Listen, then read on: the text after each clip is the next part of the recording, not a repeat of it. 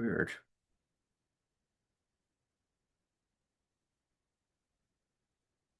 Okay, can you hear me better now?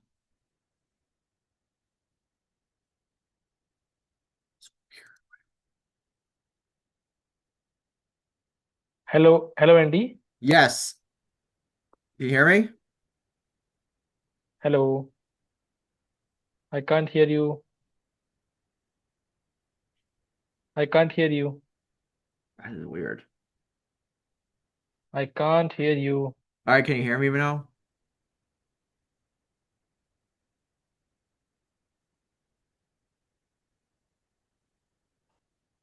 Uh, okay, can you hear me better?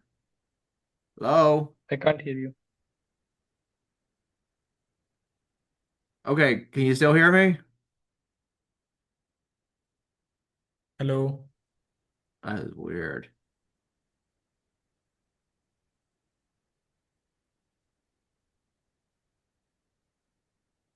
Hello. Okay, what is going on? I don't know why is Okay, this. Andy. Now I can hear you. Oh, okay. Can you hear me better now? Now I can hear you. Okay, so I don't know what happened. No, I think so there was some issue, maybe Was some it network like issue. on your end or was it my end? I don't know what exactly. Oh my God. Wow. Well, at least we're here. Thank goodness. All right. Finally. All right. I want to welcome everyone to our first webinar on from Jiyotish to Transcendence or Prakriti to Transcendence, where we're uniting Ayurveda, Jyotish, and Siddha science into a system that really works for our clients today. So, for our first 5 minutes, I want to do a little exercise on pranayama, where we're going to sit quietly for maybe 2 minutes as we're paying attention. We're breathing in. Notice how to center our the energy of our body. When we breathe in, we breathe into our stomach, then to our heart center, into our head space. Then breathe out from the head center to our heart space, and then back down to our solar plex.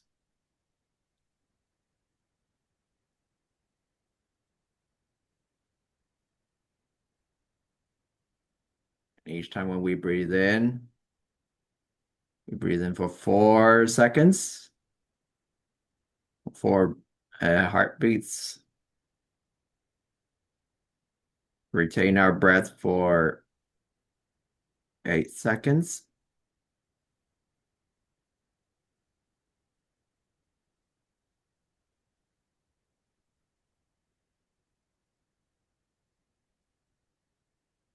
Breathe out for 16.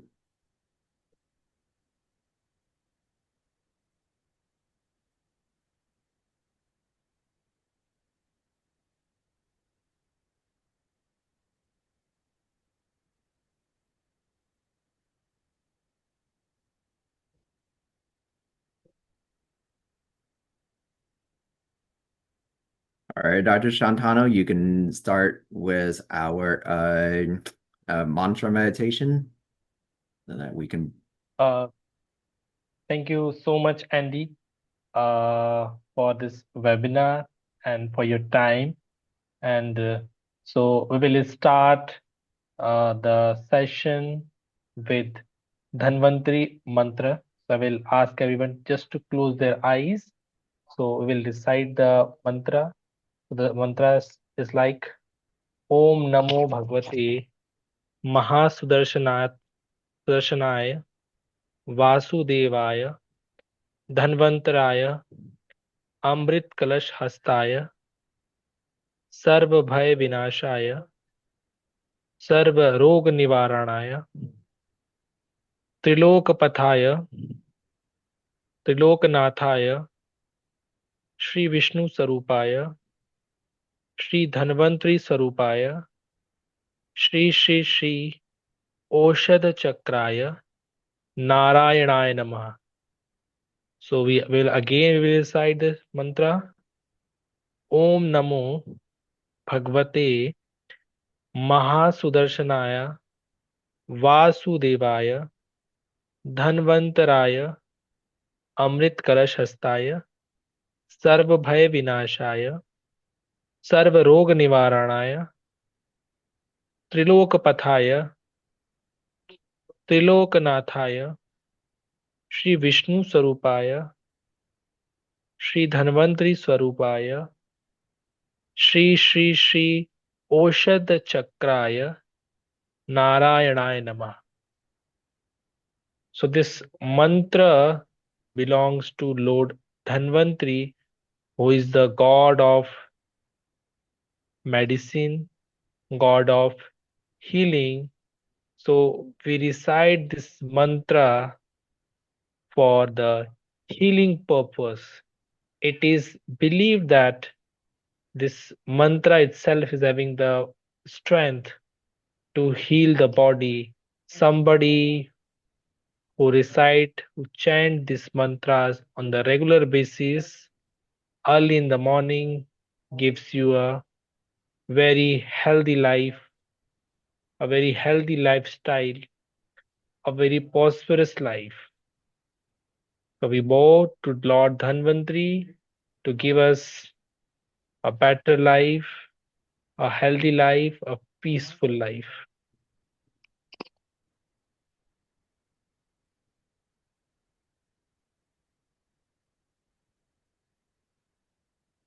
All right. Thank you, Dr. Shantanu, for our prayers today. So today we're going to let people understand that there's me and Dr. Shantanu, where our goal of the webinar today is so that people will understand what is Jyotish, what is Ayurveda and Siddha medicine. Because one of the things that caught my attention, especially with a lot of people who come to me, they always ask, what is Ayurveda? What is Siddha medicine? And how does this tie into what we call traditional Indian medicine? So to get started, this webinar, we're going to be doing it in an interview form, where one of the things that we're going to be doing is, like, first I will let Dr. Shantanu present himself. I might have some questions for him, and he might be able then I will he has some questions for me, so that way the audience can get to know, like, at the end of the day, once they got done with this webinar, not only they understand what do we have to offer, we also help them know, like, when do you need to go see an Ayurveda practitioner? What do you expect out of that? When do you see a Siddha practitioner? And what do you expect out of me? And then once we're done, then we in 30 minutes, we will help them learn, for instance, like, how do you get in contact with the practitioners here, so that we can be able to grow this further. So to begin with, I definitely do have questions for Dr. Shantanu. So one of the things that caught my attention is, like, you're an Ayurvedic physician, but you were taught in the art of Jiyotish from a Gurukulam. So can you tell me more about the history of, like, how did you how did you get access to the Gurukulam, or how did they teach you? Thank you, Andy, for the introduction of our webinar. And so, if you talk about Jyotish and Ayurveda, actually, they are not the different entity, they are the same entity which belongs to the Atharveda. The Atharveda is the one of the Vedas, and Vedas are they are the Aptavachana, that means the knowledge which is directly perceived from the God. So we don't doubt the knowledge of Vedas. In the ancient era, that means in the Gurukul phase, the Jyotish and Ayurveda were practicing together. It was not different, it was the same because they are the sister sciences and each one of them is incomplete without each other. There is a shloka of Bhesaj Ratnavali which states that Graheshu Patikuleshu Nanakulam hi Bheshajam te Bheshajnam Haranti Balvantipi te Pratikita Granado Pashat Kurya Chikisitam. So Acharya itself states that someone having the knowledge of Jyotish can be an ideal practitioner. And why this is so? Because the physician will have better understanding about individual prakriti, individual mindset, knowledge about the timings of the events, selection of the medicine, selection of the time for the treatment. So this all things entities makes this science complete. That is what been taught in the gurukuls and the knowledge that I have attained because in India, if we talk about, we have a formal education, we have a degree, but in the ancient era, in the Gurukul phases, the Jyotish and Ayurveda were taught together. It was never a different science. It was actually the sister sciences which is incomplete without each other. Okay, so here's something that I notice a lot of times, like even me as a Siddha practitioner, one of the things that caught my attention is people ask me, what is Prakriti? How is that different from somebody who has an imbalance? How do I know my Prakriti? The one problem that I get a lot of times, especially as an Ayurveda practitioner, is that we rely on questionnaires. Sometimes questions they're very subjective. We as practitioners, we have biases. They will say, "Oh, this person is skinny. He must be Vata." Sometimes they look a little bit more chubby. They think they're Kapha when clearly they're Pitta. I was like, okay, so how can like based upon the fact that you study in a Gurukulam, how does a real practitioner would traditionally know that person's Prakriti? Like in the original way? And how do you know if a physician is truly ready to be a physician? Because if you sent them out just like what we're right now creating a BAMS, I personally felt like as though we're not creating physicians to begin with. Yes, yes, yes. I I truly I truly agree to whatever you have mentioned about Prakriti and your experiences with the Ayurvedic physicians that you have observed. The thing Prakriti means the nature of a body, a nature of a body, and you can't predict by just only the physical appearance. What is happening nowadays, the Ayurvedic practitioner, the Ayurvedic doctors, because they don't have a complete knowledge. They don't have a complete knowledge about it. And what they are doing, they are just using the knowledge of Ayurveda, not the complete science. That means the knowledge of Jyotisha. And this Jyotish science, this Jyotish science make you able to understand the Prakriti, not just the physical property. You have to look the innate things as well. As you mentioned that someone who looks skinny and you predicted, okay, this person might be is having a Vatik Prakriti. It's not like that. You have to check the innate characteristic feature of the individual as well. And that picture you will get through the astrological charts. This is Okay. how this is very important. This is how it is important. Okay. Until and unless if you don't know the innate property of an individual, you can't get the prakriti, because prakriti means the nature of a body, and you can't just keep the physical things as a prakriti. And this is what is mishappening to most of the physicians, that just by the physical properties they are giving, okay, you are going to even a Vatik Prakriti, Pittik Prakriti, Vatik Pittik, things like that. And that's why maximum time they are getting wrong as well. This is how. Okay. So, like for instance, let's say like this is a test, all right? I want to give the audience a chance to see if anybody can guess my Prakriti right. Because I know you, Dr. Shantanu, you let's say for instance, my birthday is October 26th, 1993.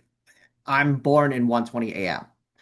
Now, if you were to be a Jyotish person versus if you're an Ayurvedic practitioner, let's say if you're a typical practitioner, you look at me over the like on camera right now. I wonder what is my Prakriti because a lot of people they think I'm Vata Pitta. Yes, yes, yes, yes. So look, because I don't have your chart. I have not analyzed your chart. So obviously I can't get into the uh, Jyotish parameters, but just by looking your face, what a person can assume that, okay, you look quite skinny. So again, they will interpret, okay, you are Vatik, and again, there's a glow on your face. Your skin is very yeah, oily. That's why you will be Vatik Pittik. So again, they will be wrong. There is high chances of getting wrong. So for that thing, you have to analyze the Jyotish parameters, and then you will get to know the innate property of an individual. So that is why Jyotish becomes very useful if you have to study Ayurveda, if you have to practice Ayurveda. This is the importance of Jyotish into the Ayurvedic sciences. Okay, so help me learn, like for instance, one of the questions that I came up with is that how do you explain Jiyotish to someone who thinks astrology is only about prediction or fate? Because unfortunately, a lot of people, like the impression I get here in the United States, they say, "Oh, you're studying to become an astrologer." I was like, Jyotish is far more than that. It's your behavior, your sattvic nature. Who are you before you're born? Yes, yes, yes.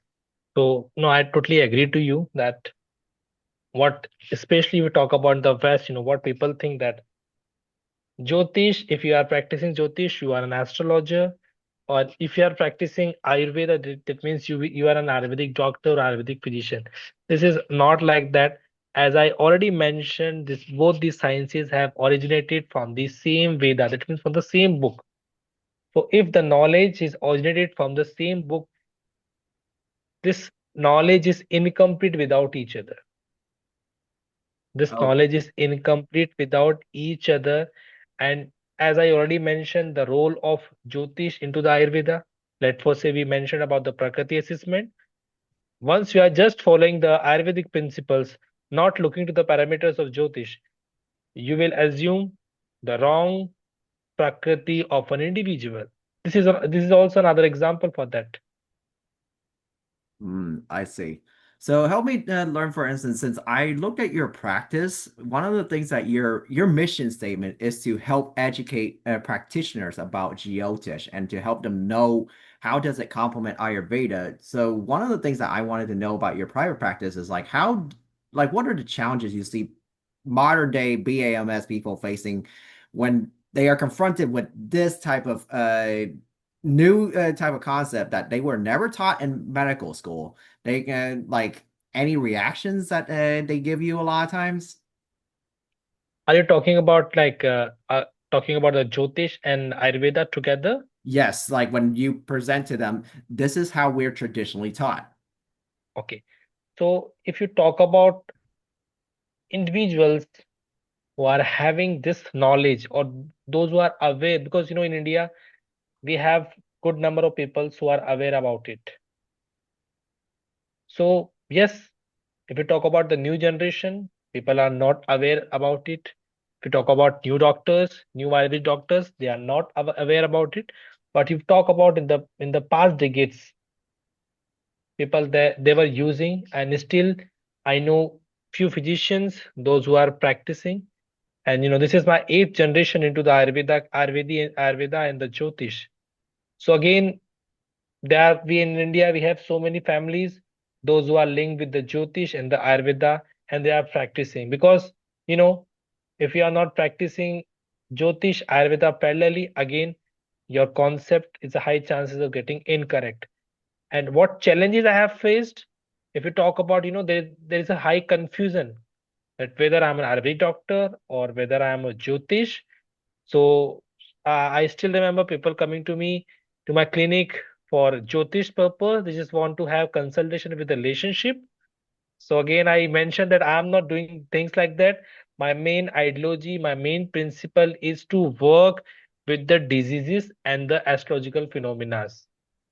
Ah, I see. Your goal is to address the imbalance so that they can go back to being balanced and how, Yes, like in a relationship, even if you want to have a good relationship with anyone, you have to be balanced. You have to be sophic. Otherwise, like you're going to get into an argument with someone.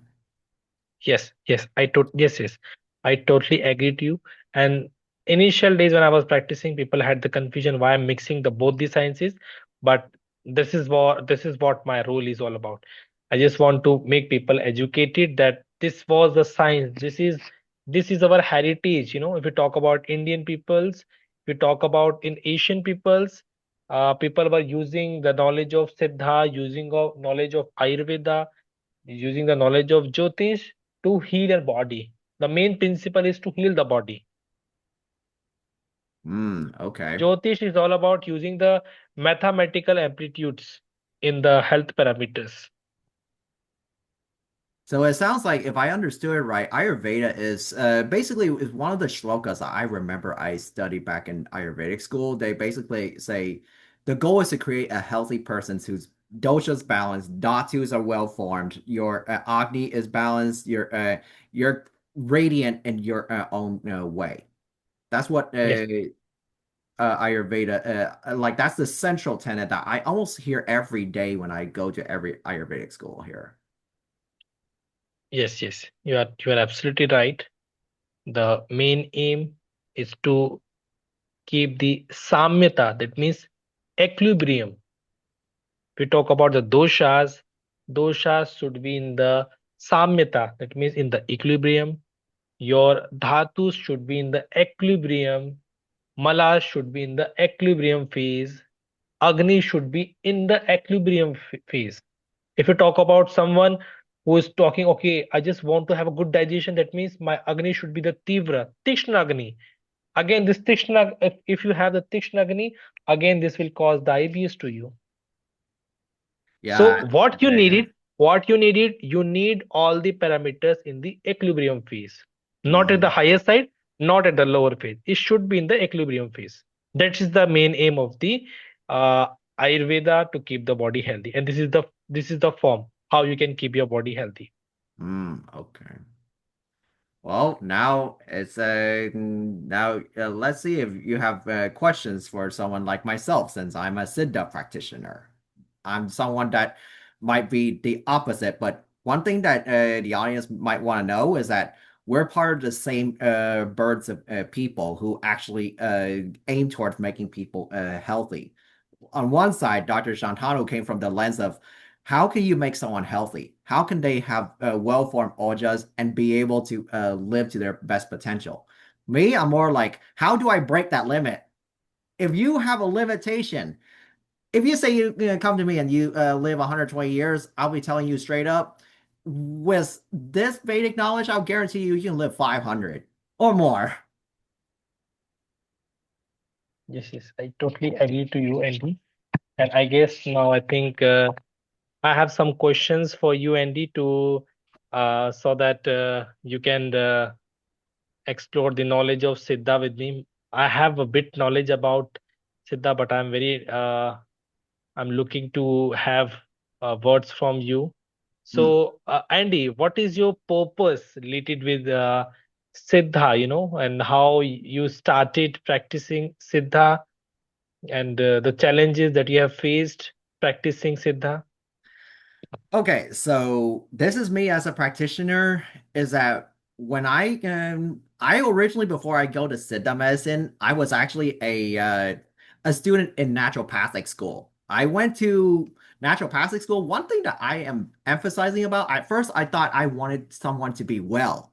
I want them to be healthy. But then somehow I noticed deep inside of me, I felt like something's not enough. Is it then what I was taught by my own ancestor, by my own parents? Death is not the end.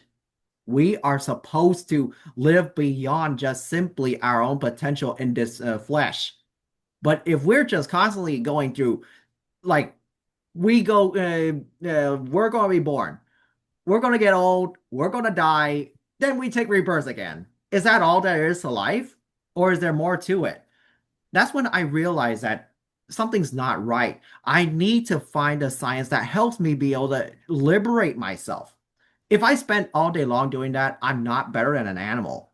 So I tried going into Chinese medicine where I study acupuncture. I was hoping that maybe perhaps I will find something new. But what ended up happening is like I went through what we call a Kundalini awakening.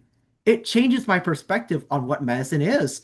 I found out that if we're constantly just simply doing points on people and just to resolve their medical problem, eventually I'm not any better than a dead man who will, one day walk like a skeleton. He's just like, he has nothing to offer to people. He's just surviving.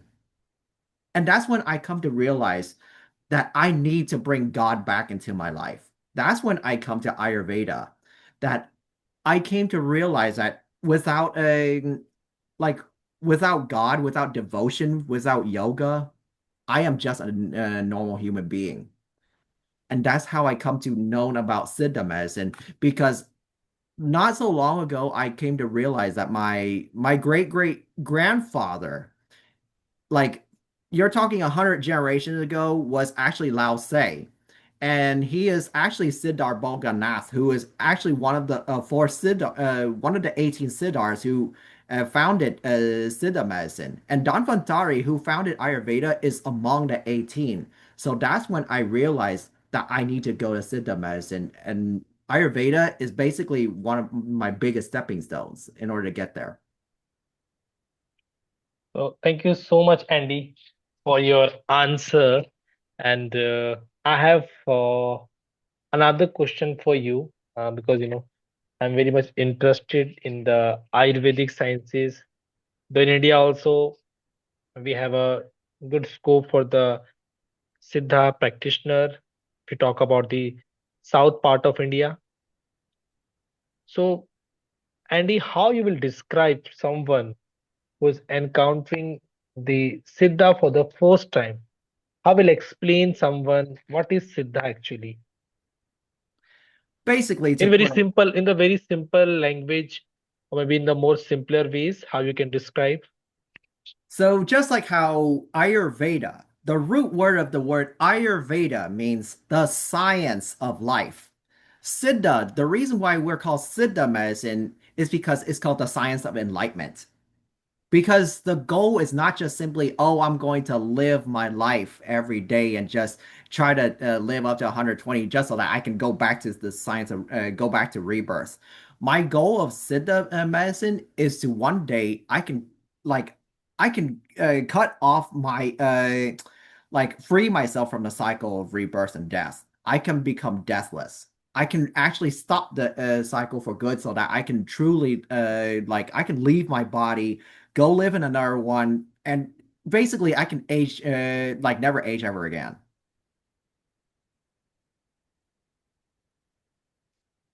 Thank you so much, Andy, for your lovely answer in the very short piece. And I will have another question for you that in what ways the Siddha science lead to the spiritual growth without conflicting with the Ayurveda or the Jyotish? So how is different from it? I will describe. Actually it's complementary.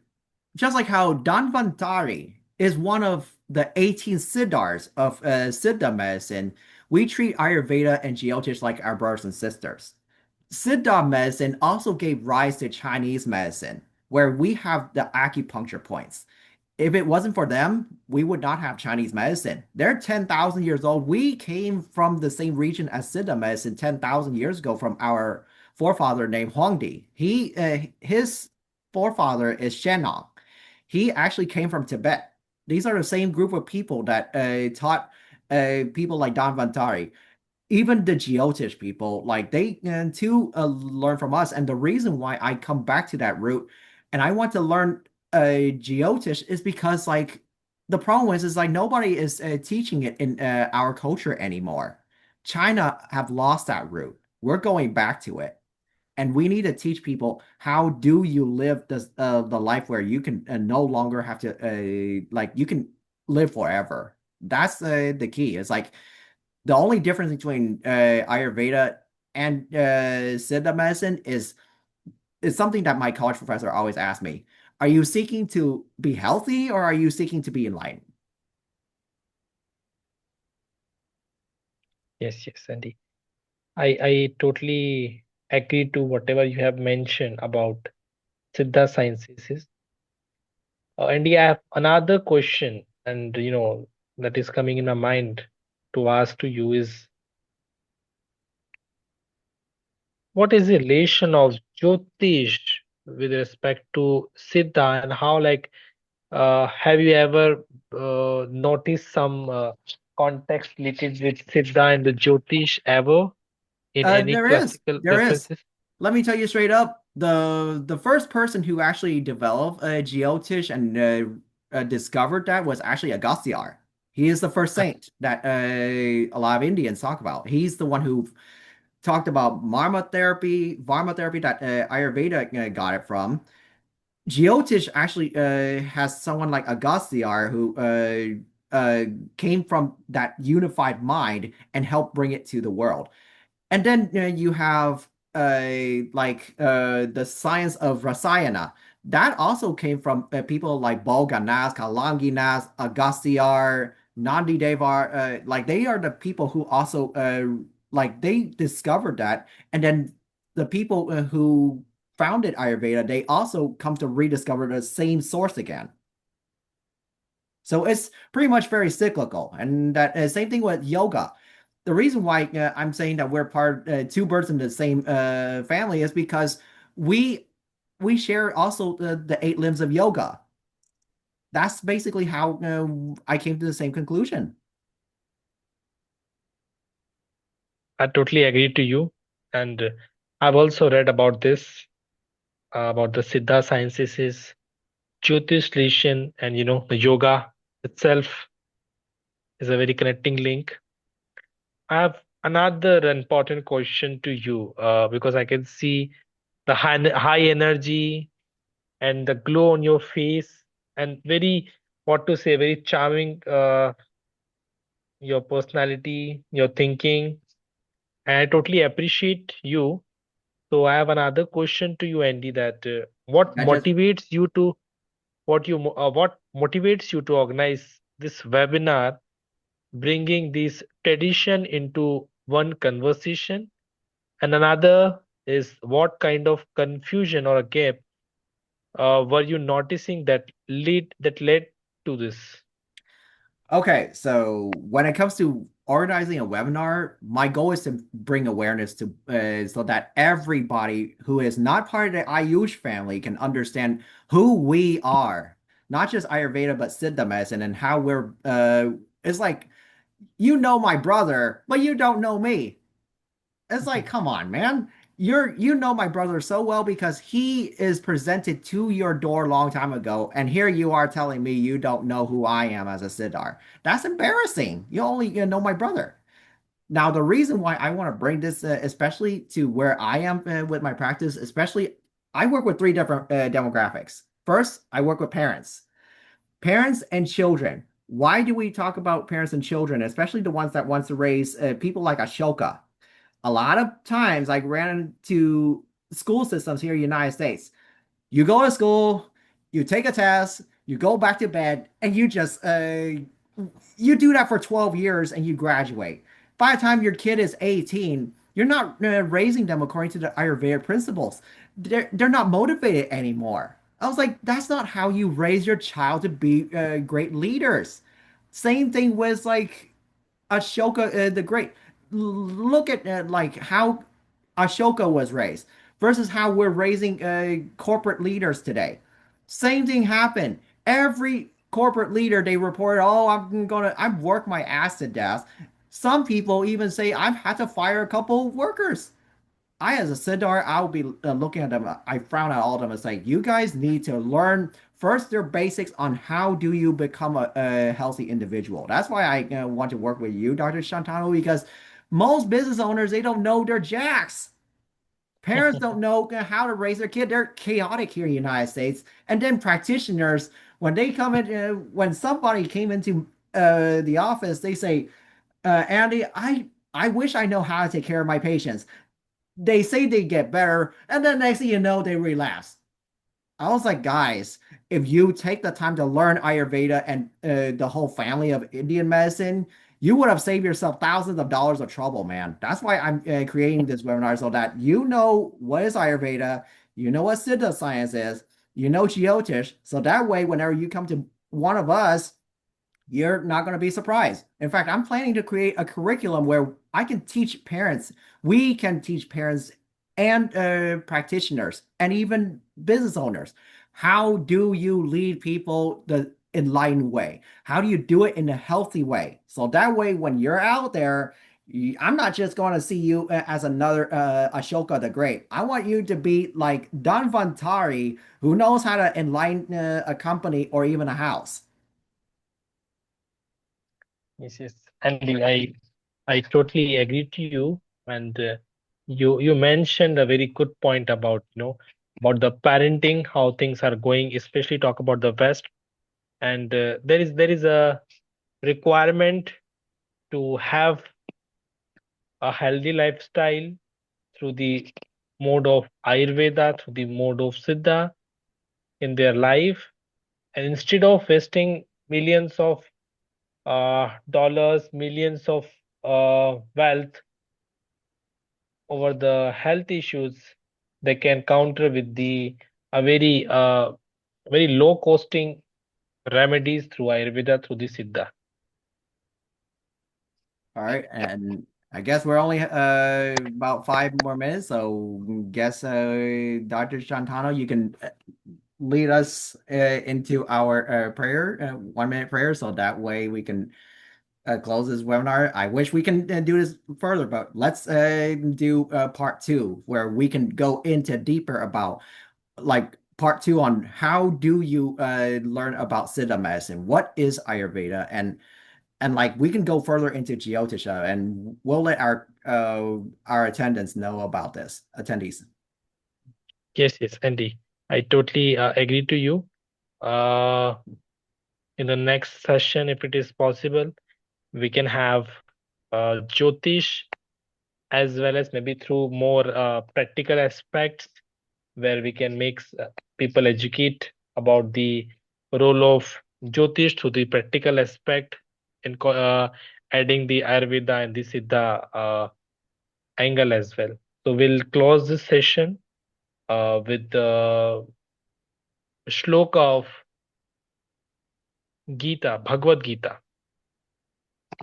So एवं सर्तयुक्ता ये भक्तास्तां पर्युपासते ये चापना सर्वव्यक्तम तेषामेव न मिक्तम भवानिमच था मय्या वेद चेतसाम मय्येव मनादस्स मयि बुद्धिम निवेशस्य से मय्येव अथ कुरुतं न संशय अथ कुरुतं समाधातु नाशिप नोशिप स्थितत् ओम शांति नमः ओम शांति